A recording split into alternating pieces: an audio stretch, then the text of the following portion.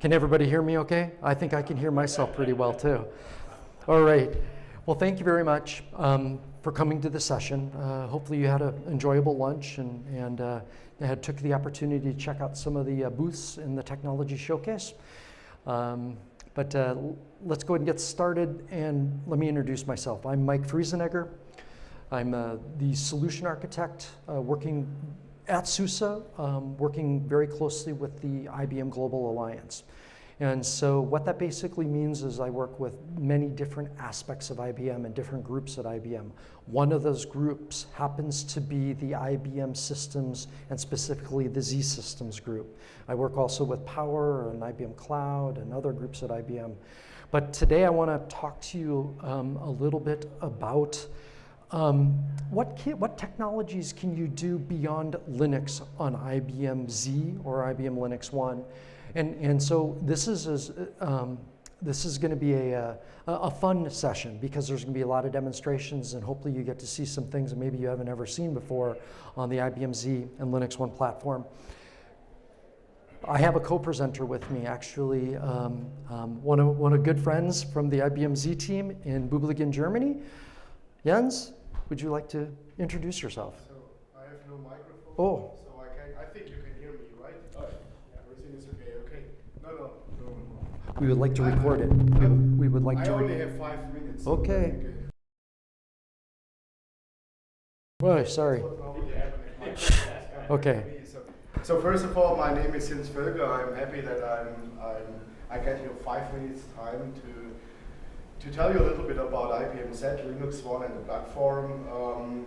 The goal is here, I want to talk 5 minutes and say nothing. Okay? Why? Because I want you at the booth later on down there where we can give you much more information about LinuxONE, Linux and Z. We can go into details. And I want to say already at the beginning, here's Adam Jollens. He's our marketing and really good technical guy around LinuxONE, and he has a session tomorrow as well on Wednesday. So let's talk a little bit and say first. So just really quick from an agenda, Jens is going to take care of a brief overview, and then we're going to I'll spend the time talking about what SUSE products are available today on IBM Z platform, but then I'm going to talk about the technologies and show you some of the other things that are possible on top of the Linux, on the LinuxONE system or the IBM Z system. Okay. So what you see here in front, that's the LinuxONE IBM Z platform. First I want to start and talk a little bit about these brands. There are two brands available. There's IBM Z brand available and there is a LinuxONE brand available. It's both based on the solid, high scalable, high utilized and really secure platform on IBM Z. The only difference between the two brands, IBM Z and LinuxONE is a pure Linux server available in the market. Our IBM Z platform, we more target our traditional customers, which has COS, CPSE workload running as well. But on our new brand LinuxONE, we are targeting the new upcoming first and enterprise customers. And we have two models here for LinuxONE. The double size model, I always say, double XL, so that's the one with up to 171 cores, 32 terabytes, and we have our smaller model up to 30 cores and 8 terabytes available. All these machines are built redundant, even from starting from the electricity power down to our cores. If we say here 30 cores or up to 171 cores, really there are 190 cores in, because if one core passes away, another one takes accordingly over. So high redundancy, therefore the machine is highly available, and it's not only that. We are always telling our customers and clients it's the highest secure server out there in the market. Highest secure means we encrypt everything on this machine, from data on rest, data on flight, and in future we want to even I say all the time, encrypt the operators out there as well. Because what are we doing is we come up with a secure service container, which means we have logical partitions in this machine. I come to that later on. And these will protect even the operator to get in touch with the data. So most likely the security incidences are in the data center, and therefore we only provide APIs to the outside for the operators, that so data and everything is safe on this machine. So not only high available, not only secure, even high scalable and high utilization on these machines. We run up to 100% utilized on these machines. So I think I have everything what I want to have on this chart. Let's talk a little bit about the next chart, Mike, so I don't want to steal too much from your time. What differentiates this platform from the others? We are centralized, optimized, flexible, and for sure modern. New modern, we have new workload running as well there. We are not only available for consolidation, like we always say. We are quite good at that in consolidating Oracle or databases, MongoDB databases from decentralized data centers to one of our machines. That's the strengths we have. We have one machine, we run there thousands of servers. We have proven that we can run 2 million Docker containers on one box. You see outside here, 2 million. We have proven, depending on the workload, sure. But what we're doing and why is it so high performing, even on the hardware we have virtualization there. We divide the machines in up to 85 logical partitions. And within these logical partitions, we run our secure service containers I just told you about, where only the operator can only see APIs, not the data. We have KVM, we have CVM, our classical virtualization running, and we have up to 8,500 virtual machines we can run on this server. So this means up to 8,500 servers consolidated on one box. And interesting thing here is it's as well specially designed for microservices, for the new workload you want to run with Docker. These things, because we have internal networking on these machines. Internal networking means you don't need to wire all your servers out there. It's internal. We call it hyper sockets. We have even shared memory communication in this machine with low latency in the network and without any impact on your applications. So I think that's all very rough. We're in 5 minutes. Thanks, Mike. Hopefully I've missed nothing, and if I've missed something, please step by the booth 211. We have a lot of folks there who can help you, and join us with Adam tomorrow in our session, which will be interesting. Yeah, at the end of the deck, I have if you're not familiar with the session, the sponsor session by IBM Z, I'll have that information at the end of this deck, and Adam and I will be co-presenting together. Adam will be doing most of the presentation, but Jens, thank you very much. Yeah, yeah. I got it in 5 minutes. You did wonderful. No, it's in, and what I wanted to. Everybody got the message. It's high, secure, high utilized, and high available server, best of the breed in the world. So I think. And absolutely head over to the IBM booth in the Technology Center. Take a look at the Plexi.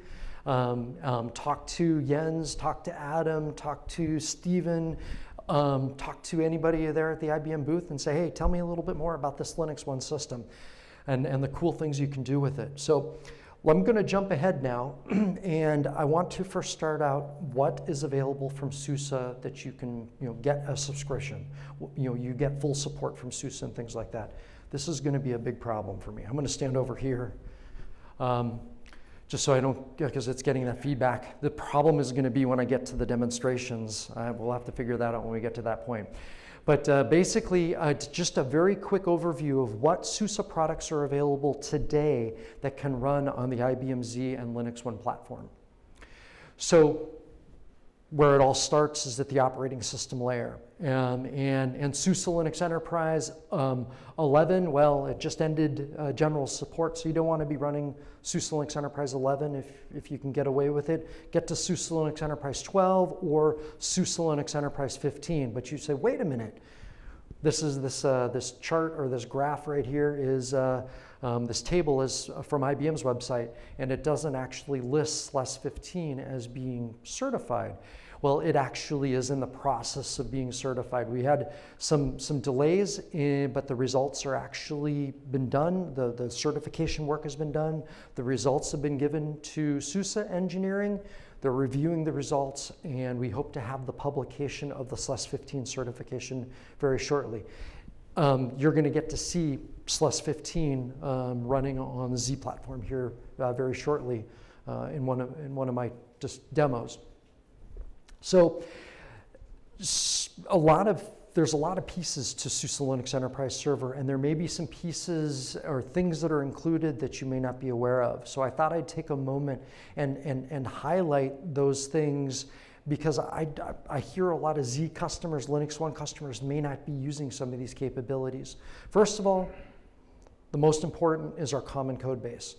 So what that basically means is it's the same code base, the same things that you learn on running SLES on a distributed system, you can do those same things on Z. Yes, there are some different commands to interact with the hardware, the ECKD, DASD, or FCP devices, SCSI devices, and things like that, as a couple of examples. But ultimately, when you want to run an application like OpenStack or Kubernetes, is part of what I'm going to be showing off here, or Docker, it's the same kind of stuff. It's the same commands. With SUSE Linux Enterprise Server 12 and 15, the latest service packs for 12 is Service Pack 4, and SLES 15 is currently the latest version. 15 SP1 is going to be coming out as soon.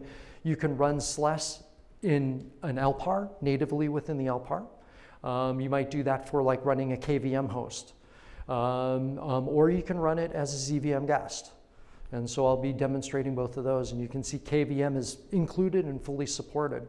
So one of my demonstrations, I'll be showing SLES 15 running natively in the LPAR and KVM running as the hypervisor, and then within that I have KVM virtual machines doing things.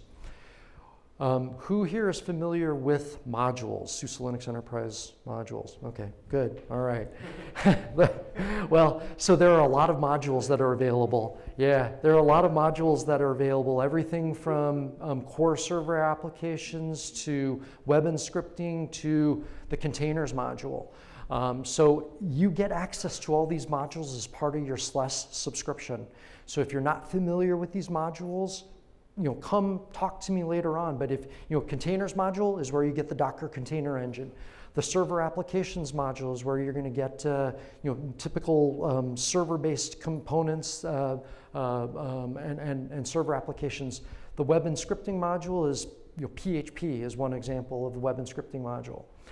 And then the other thing that is relatively new that most people are not aware of is we don't include every package available out there in the open source universe in SUSE Linux Enterprise Server.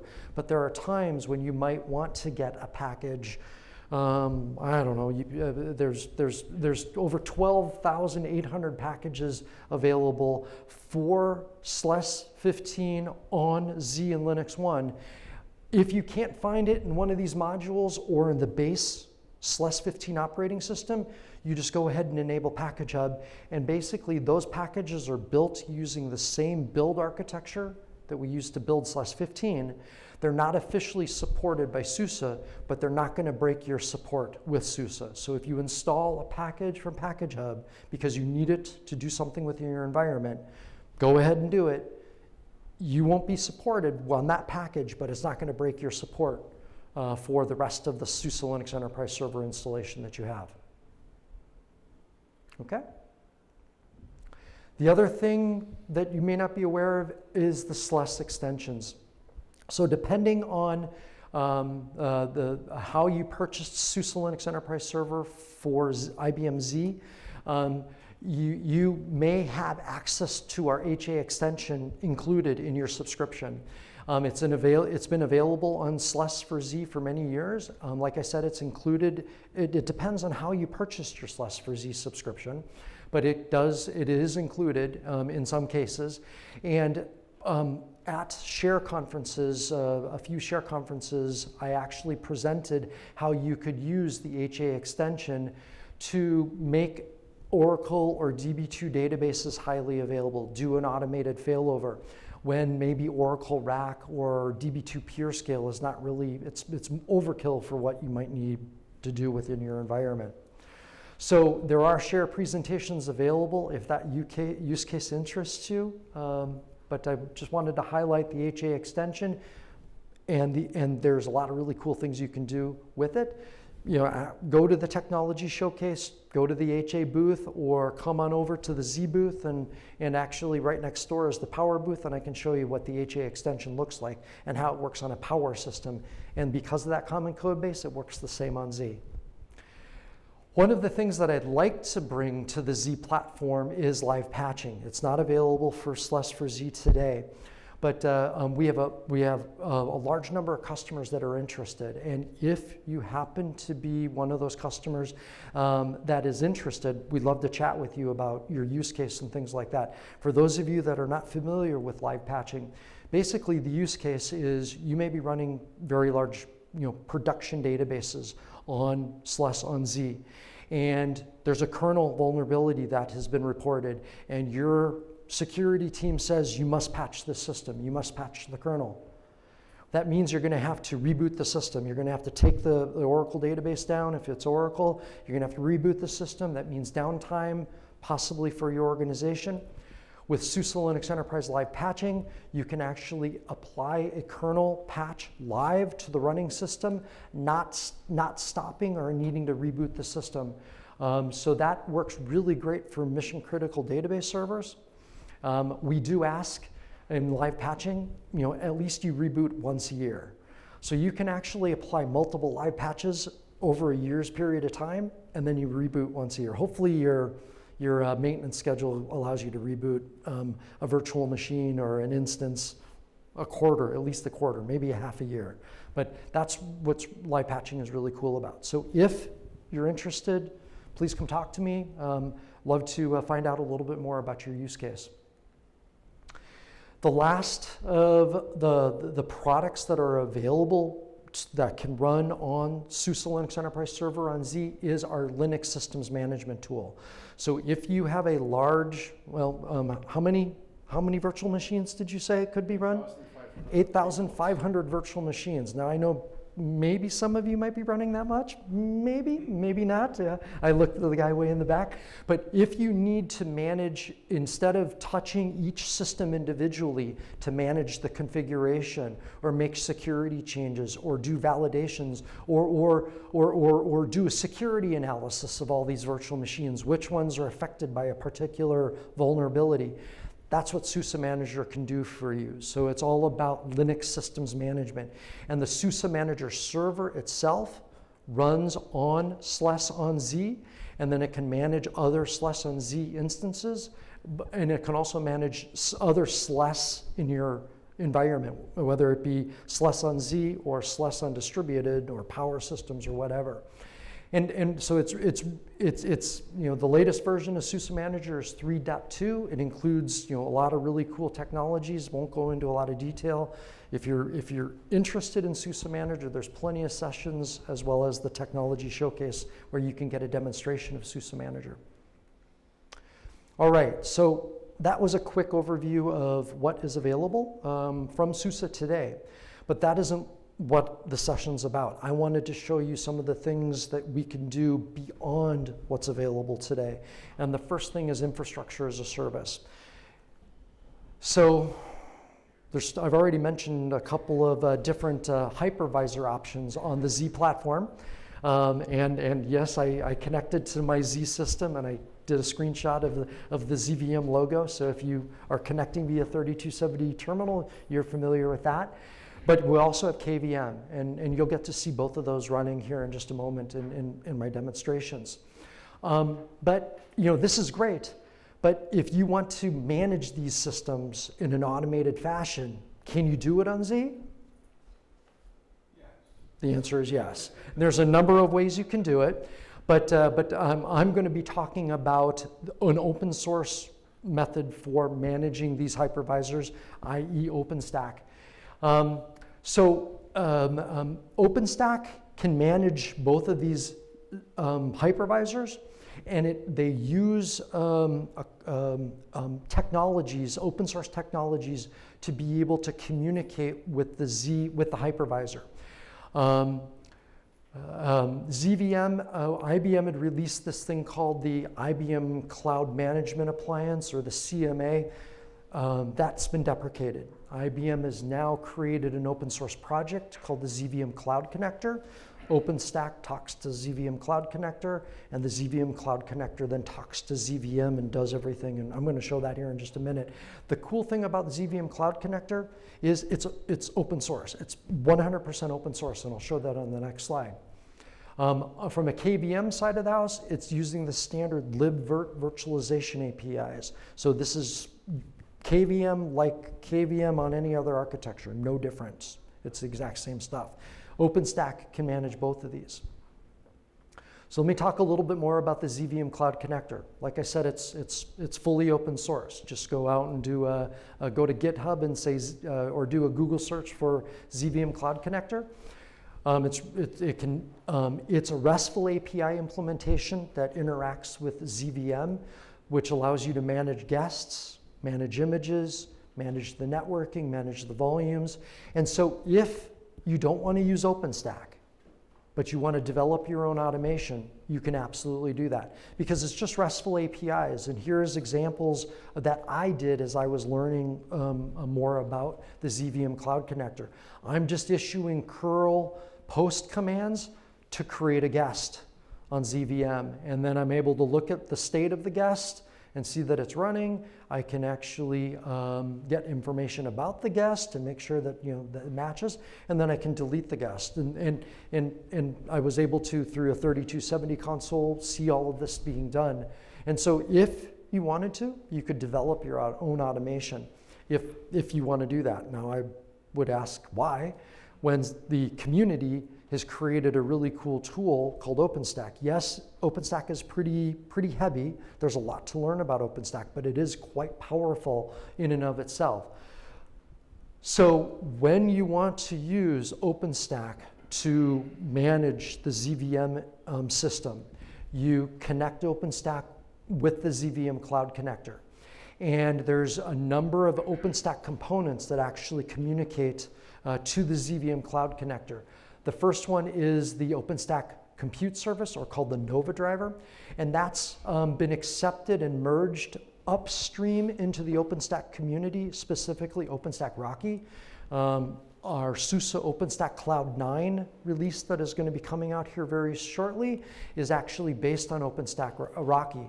So the Nova driver for integrating with ZVM, it's part of the install. There's no extra step required to install the Nova driver, the ZVM Nova driver. All you've got to do is make some configuration changes, and it knows how to talk to the ZVM Cloud Connector.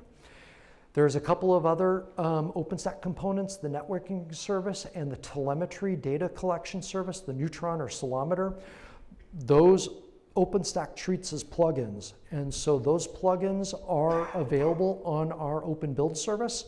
And you can actually get those packages for S390X and use those. I've gone ahead and I downloaded actually the Python code directly, and I built the packages myself. Later on, I found out that they were available on the OpenBuild service. So when I rebuild my environment after SUSECON, I'll actually utilize the RPM packages that are available on our OpenBuild service. So in my lab, I have access to two Z LPARs. One LPAR is running ZVM 6.4, which I manage myself, I installed myself and everything, and that's the ZVM, that's the LPAR that OpenStack is managing. The other LPAR I have is where ShSlice 15 is running natively on that LPAR, and that's where I'm running KVM, and I'll talk about that with regards to Docker and Kubernetes in a little bit. But here's the diagram of my lab utilizing SUSE OpenStack Cloud 9. It's actually a beta version of SUSE OpenStack Cloud 9 because SUSE OpenStack Cloud 9 is very, very close to being released, but it's not quite available yet publicly. So what I basically have done is SUSE OpenStack Cloud 9 today has to run on x86-64. So I have the OpenStack control plane running on a SLUS 12 SP4 system, and it's connected to a switch that's connected to a vSwitch in the ZVM world, and it communicates to the cloud connector. The OpenStack control plane has the Nova driver, the Neutron driver, all of those drivers for ZVM. It knows how to communicate to the cloud connector. The cloud connector, once it receives something to do, it does it. And in this case, it actually can create instances. And I have OpenStack, I've created instances for SLUS 12 SP4 and SLUS 15. And so I can interact with OpenStack, create OpenStack or issue OpenStack commands, and then show the instances being automatically created. And then I'm going to show that here in just a few moments. So what I'd like to do is, I don't intend for you to memorize this, but what I would like to do is, bless you, I've written a document when I did this for SUSE OpenStack Cloud 7. I want to re-author that document, update the document for SUSE OpenStack Cloud 9. And so if you happen to be a SUSE OpenStack Cloud 9 customer and you have a Z environment and you're interested in giving this a try to see what it's like, I would like to create a how-to guide to set this up. What I wanted to do in this slide is just basically show the basic steps for deploying and configuring the OpenStack, the ZVM Cloud Connector, setting up and deploying the compute node on an x86 system that then is able to talk to the ZVM Cloud Connector. And again, I've highlighted where you can get these packages on our OpenBuild service and things like that. So again, not intending for you to memorize this, but it's just something to show, hey, these are the steps that I did at a very high level, but it really is not that difficult to get this all set up. And I'm going to document it, and I'm going to post it. I'm going to try and do it as part of our doc day. So we have the OpenSUSE conference at the end of the week, and I'm going to start the documentation work and let people know at doc day that I'm doing this. Okay, so let me just go ahead and do a quick demonstration. I know this is going to be a problem.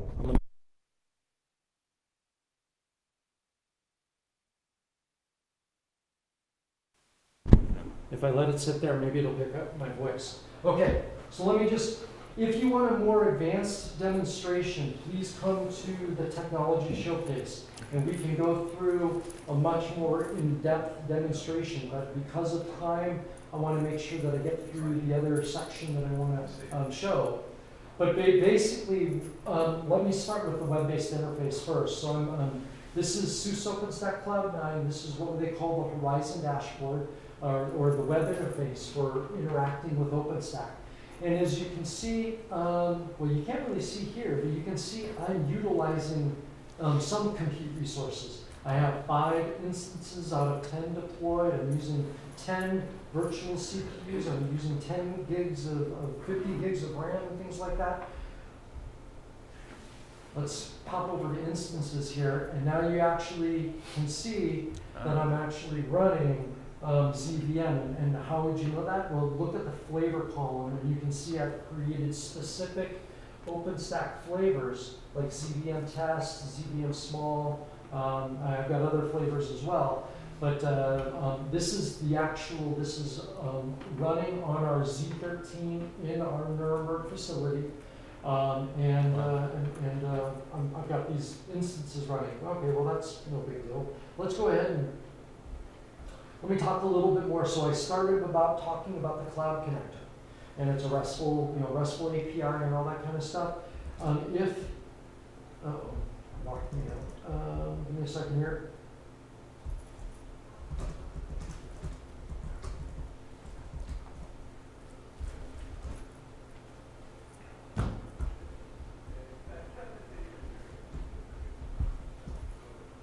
we'll just reconnect to the cloud connector.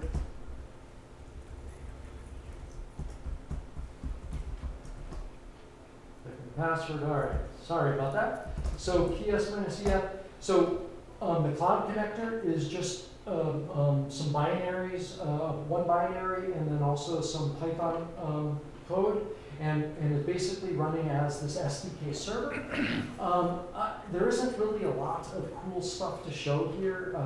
Like I said, I'm going to document how to configure it, but what I really want to do is I want to watch this process. So I'm going to run PS tree, and you can see here's the process ID.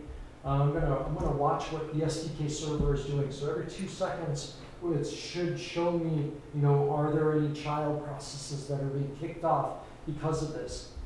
I'm going to go over here, run system. That's later. Killed all of my connections because I timed out. Give me a moment here. Sorry, everybody.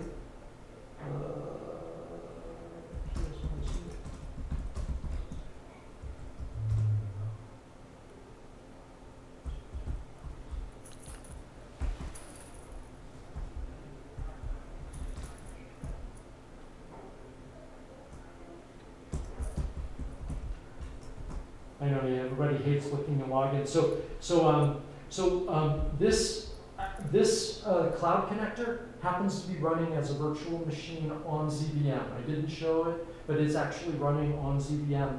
This is my SUSE OpenStack Cloud 9 control plane, my most favorite OpenStack distribution. And as you can see, it's running on x86-64. Let me increase the size of the screen, or the size of the font. Make it a little bit easier for everybody to see. All right, so let's go ahead and I'm going to resize this just a little bit. OpenStack.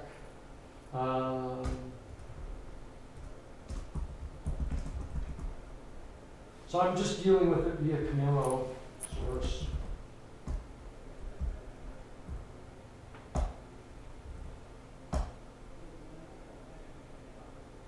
There we go. So what I showed in the web-based interface, you can see via command line interface, and you can see that the flavors, again, ZVM test to ZVM small. I'm going to go ahead and OpenStack image list. And I've created a number of images, like SLS12SP4, one partition ext4, or 2 partitions with ext4, or 3 partitions with etrfs. I'm doing some testing of this, so I'm trying to test all the different pieces of it, and I'm actually finding some issues, so I'm contributing it back up to the community, and I'm making some additional changes. But let's go ahead and OpenStack server. Let's just pick on one of these here. OpenStack server. I want to show the Apache web server. But basically, what we're looking at here is you can see what ZVM host it's running on, what the ZVM system within ZVM, what is the name of the virtual machine that's running, what's its IP address. I'm connected to the public network, which happens to be a public vSwitch on ZVM. Let's go ahead and OpenStack server create. And I'm going to do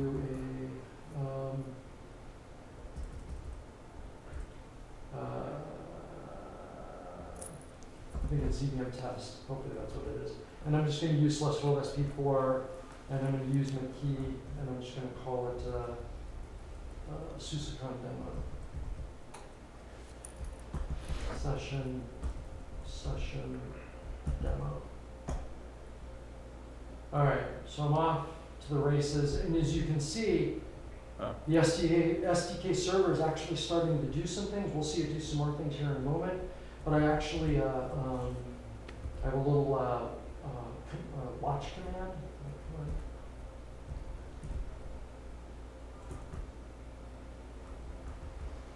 And you can see it's formatting the DASI in the background. but what did I call that thing?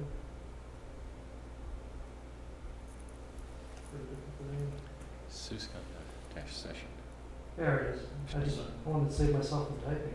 But I don't know if I'm going to get that. Come on. Yeah. Oops, yeah, just there's a delay. So as you can see, if I'm watching it, you can see I'm ZVM88. I'm in the process of building. So let's fire up the next 3270 console. And let's connect to the system.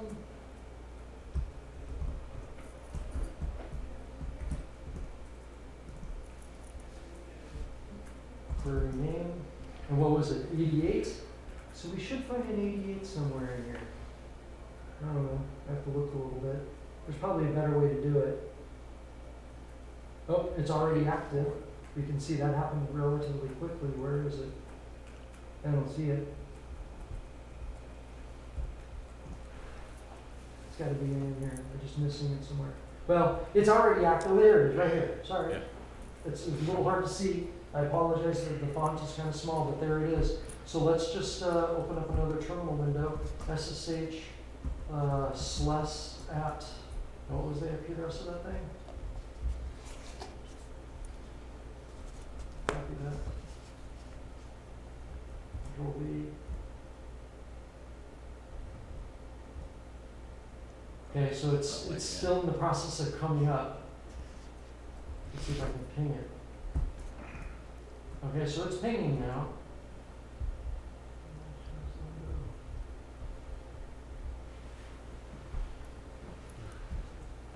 And there we go.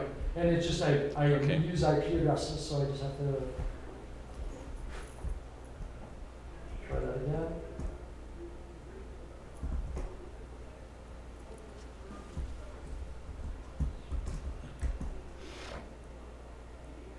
There we go, SUSECON session demo. So it automatically named it, what the host name or the name of the virtual instance that I created and all that kind of stuff. So at this point, it's just a standard cat OS-release /12sp4 -a. It's running on S3NDX, as you can see over here, and it's a little hard to see. So you're ready. Yep, so there it is. And if I wanted to kill it, I could issue an OpenStack stop, or I could shut it down with the stop command, or I could do an OpenStack delete, and it would delete the virtual machine.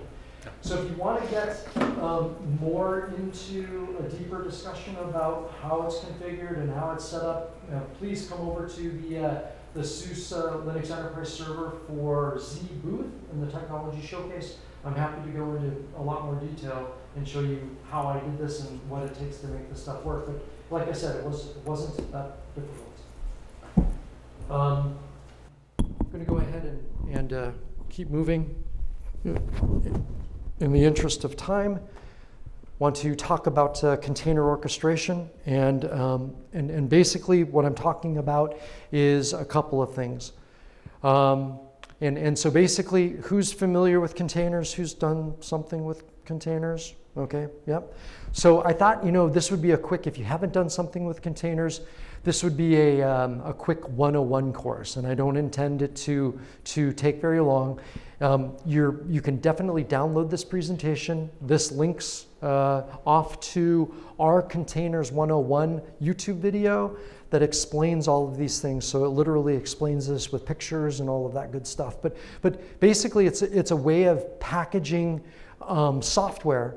And the software or the application and its dependencies are packaged in a very small, easy to consume, very fast to start up, because it's not a traditional virtual machine. It doesn't need a complete operating system. It starts up very quickly because it shares part of the OS kernel. Like I said, it starts up in seconds. It's portable, lightweight, requires a lot less resources. And where are containers being used? Well, you've heard the term microservices mentioned earlier today. If you're a DevOps, if you're doing anything DevOps related, you're looking at continuous integration and deployment. Or maybe you're doing cloud native applications. Maybe you've got some homegrown applications and now you want to make them more cloud native in the way that you work with them. Those are where containers are being used. And if you want to work with a container, what do you need? You need something like the open source Docker project, the open source Docker engine. That's the container engine. And then you need tools to create, secure, maintain, and orchestrate the container. The key word here is orchestrate. That's what we're going to be showing off, and that's what Kubernetes is all about. Before I get into Kubernetes, I just wanted to take a moment and explain what can you do with containers in SUSE Linux Enterprise Server today. We include the Docker container engine. It's part of the containers module. So you can start playing with containers immediately without even doing Kubernetes if you don't want to do Kubernetes. This is supported stuff within SUSE Linux Enterprise Server. If you want to use base ShSlice images that SUSE has created, you can go and get them from registry.suse.com. That's our SUSE registry, and it includes both ShSlice12sp3 and ShSlice12sp4. I included the Docker pull commands to pull those into your local Docker deployment, and I did also for ShSlice15. In addition to working with containers, we have the ability to spin up your own local Docker container registry, and this does work on Z.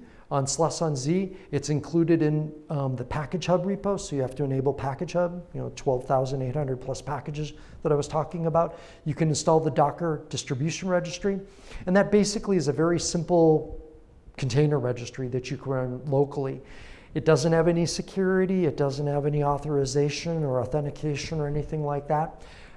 We created a tool called Portis that sits in front of the Docker distribution registry, and currently it is not available because it just hasn't been built.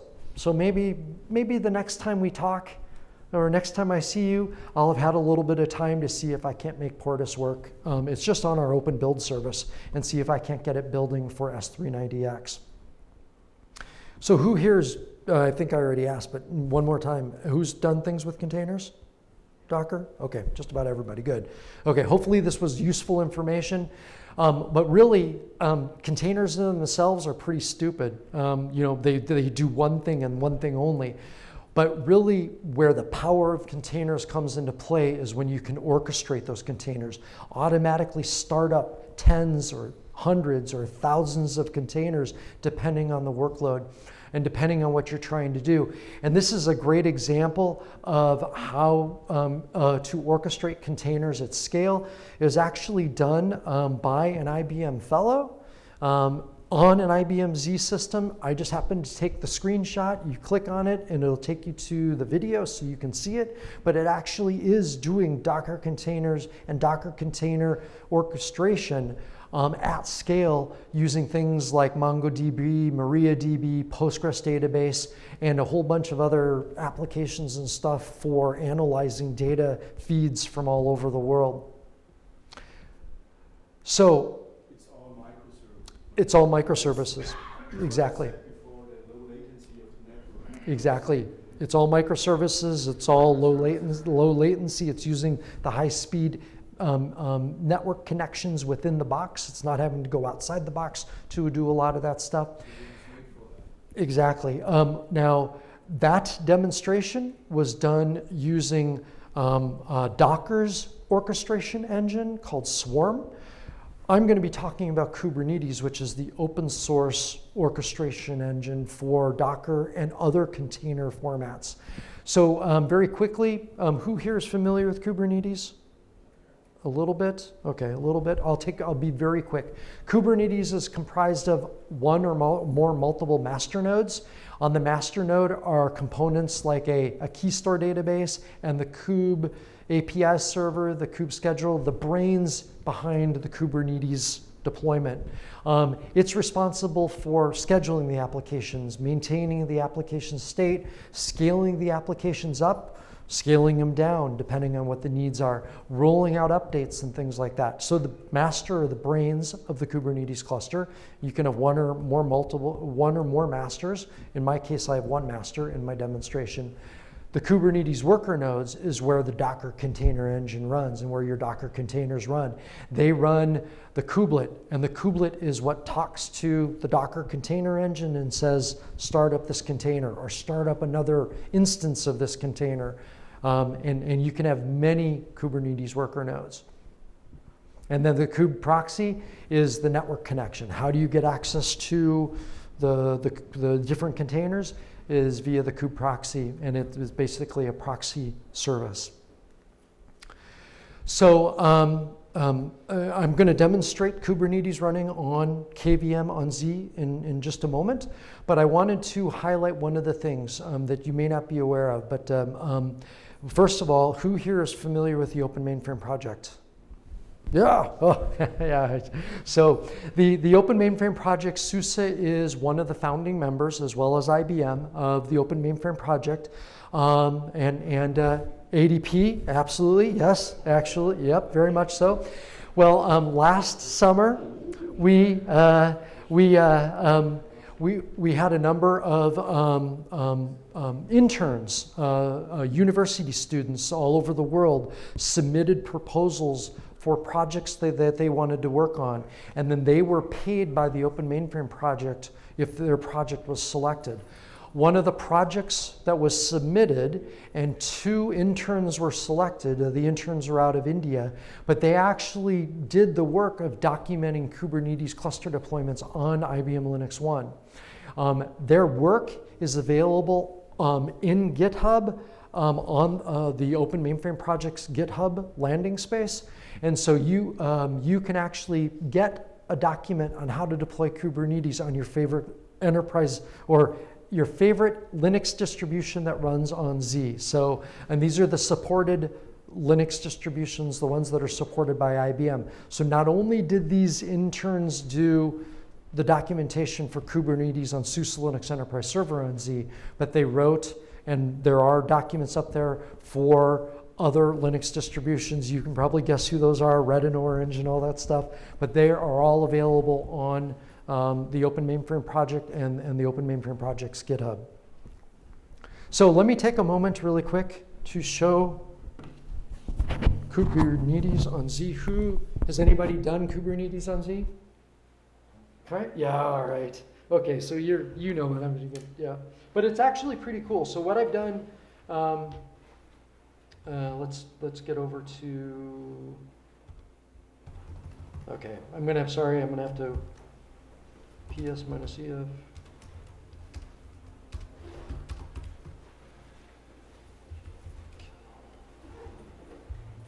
You can tell that this is live. It is definitely not Memorex.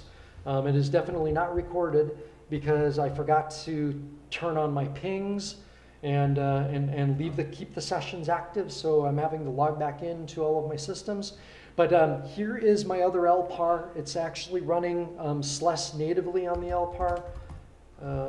It's running really slow at this minute.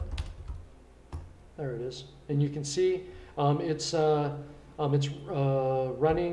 KVM verse list. Let me do a verse list --all --all. So you can see I've got a Docker, just a regular virtual machine running Docker, just ShSlice 15 Docker.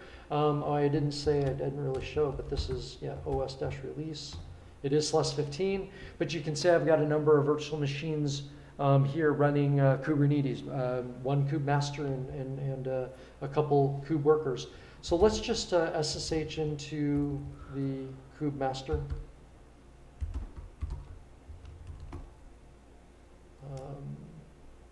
What's my password? Maybe. Okay, so this is, I don't know what I did here. Give me a second here.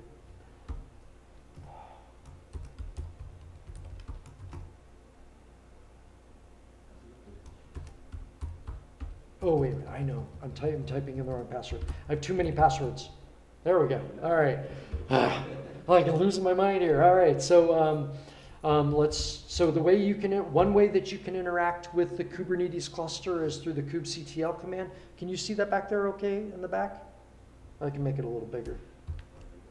There we go, make it a little bigger.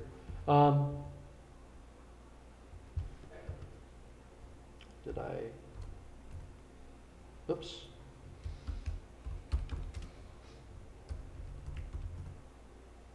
There we go.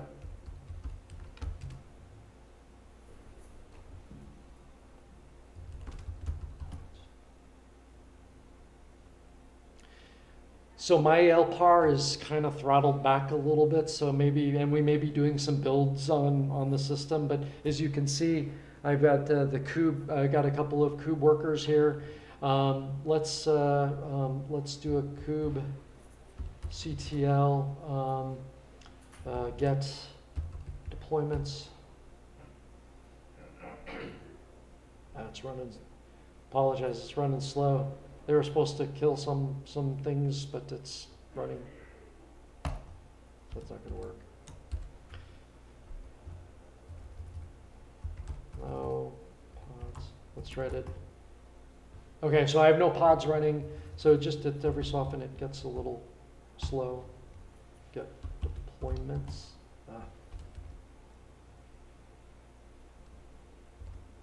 And again, you can see this is definitely. There. So I have no deployments running. So let's just go ahead and let's execute kubectl run. Maybe.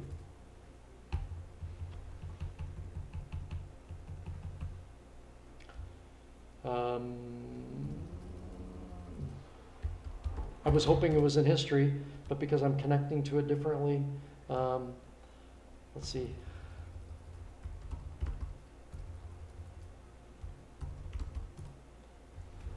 See if I can find it in here. No. Okay, let's try something else here.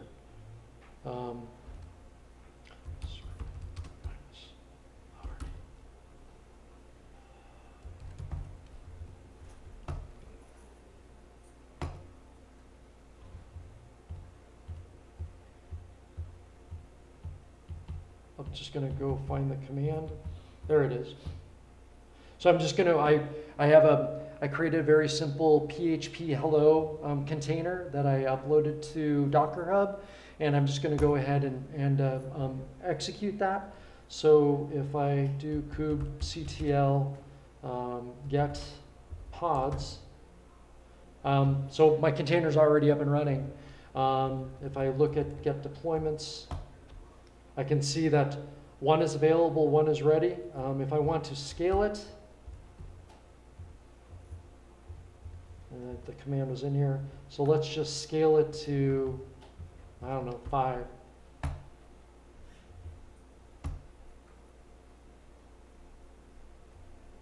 So and only one is ready, one is available at this point. There, all 5 are ready now. So if I wanted, so each one of these have their own IP address, and if it was a real microservice, it might connect to a database and do something. If you connect to the IP address, it just says hello world. That's all it does. Here I can show you the container, what that looks like. Docker. So here's, no, hang on. Clear. All right, the system is just running a little slow, or the network connection is giving me problems. Something's giving me problems. Yeah, I don't know what's going on here. Okay, well, come on by. Whoops, there it is.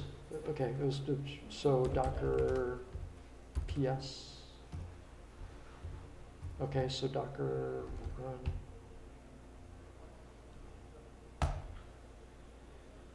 So I'm just showing you the container that I uploaded to Docker Hub. This is actually, I created the container locally on Docker running on ShSlice 15. And so now if I do a W3M and I just go to that container, that's what it says. The host name of the container is hello world, and the container's IP address is, that's all that it's supposed to do in its life. So so that's Docker, actually. So you got to see KVM running on Z, running on SLS 15 running on Z. You got to see Docker containers, and then you also got to see Kubernetes. We got it all from that one. Let me go ahead and finish up the presentation. I know we're getting right to the end. Oops.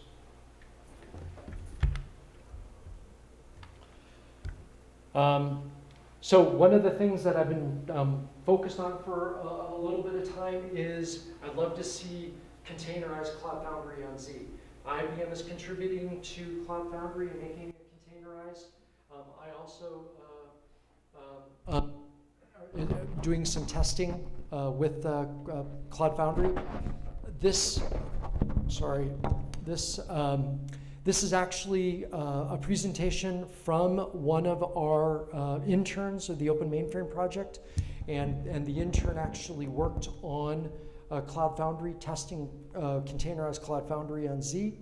And so he just basically, this is his presentation. I wanted to include it. He talks a little bit about what SUSE Cloud Foundry is all about, how it supports paths and things like that. So you can go out and you can get more information yourself. But basically, he was able to build a number of Cloud Foundry components that run on Z, like building the what the Cloud Foundry calls the stem cell. So he created the OpenSUSE stem cell, created the stem cell that's a containerized version of the Cloud Foundry stem cell, and then all of the necessary binaries, he was able to compile them successfully except for one of them. So basically, and the one is this thing called it's the Google protobuf. That was the one that he wasn't able to. So at this point, we know that running a containerized version of Cloud Foundry is possible on Z. We're not ready to bring it out as a product, but what I'd like to do is do some additional testing and let customers know that it's available and see if they want to use it. And if they do, hopefully we can actually turn it into a product that SUSE will deliver and support, like all of the other products that we support. So to wrap it up, I've talked about the Open Mainframe project. A lot of really cool things going out there. If you are interested in learning more or contributing, please definitely look into the Open Mainframe project. It's a great resource. Stephen here is part of the executive board of the Open Mainframe project. Actually, the Open Mainframe project was your baby. You kicked it off and came to SUSE and asked, hey, SUSE, would you like to be a sponsor to it? And absolutely. So it's actually doing a lot of really cool things, not only for Linux on Z and open source on Z from a Linux perspective, but it also is actually generating some really cool open source projects for ZOS and things like that, the Zoe project. So definitely, if you're a ZOS customer, worth checking that out. I've mentioned the OpenBuild Service. If you're not familiar with the OpenBuild Service, you take source code, something that some developer writes. You basically say how to package it, how to turn it into an RPM for like a SUSE distribution or a Deb package for a Debian-based distribution, and then it automatically builds that package and things like that. And that's where a number of the packages come from that I'm building for like the ZVM Cloud Connector or for the OpenStack integration and things like that. We have build resources and the capabilities of building on S390X on our OpenBuild service. So if there's a package that you can't find, go ahead and give the OBS a try. It's actually pretty fun to do if you know how to do package building. One of the other things that we've started working on is bringing our OpenSUSE distribution, our rolling release called Tumbleweed, to S390X. So for quite some time, we've had a S390X port building on the OpenBuild service, and you can see about 12,000 packages, and you can see over close to 10,000 of those packages are building successfully. And this is just a snapshot in time that's always constantly building. What we need to do now is we need to get what we call an Open QA worker, and this is where we do automated testing, QA testing, and that needs to be in place before we can officially make it part of a Tumbleweed release. but I'm working with SUSE engineers in Nuremberg and other places around the world to actually get this done, and I hope that very soon we actually have an OpenSUSE Tumbleweed for S390X distribution available, and we'll go ahead and market that on the Open Mainframe project and other places. So thank you. I went through a lot of stuff very quickly, and I apologize if it was like an extremely fast presentation, but I wanted to show you all the cool things and all of the latest and greatest technologies that you can do on a Z system. And if you want to know more about any of these technologies, here are the sessions. Definitely recommend the first session. That's the session that Adam and I are going to be presenting tomorrow. But if you want to find out about any other SUSE-related product or technology that I've spoke about, I've listed them here. The PDF should be available for download already, so you can get a list. I'll leave this slide up. And with that, I'd like to say thank you and enjoy the rest of your SUSECON.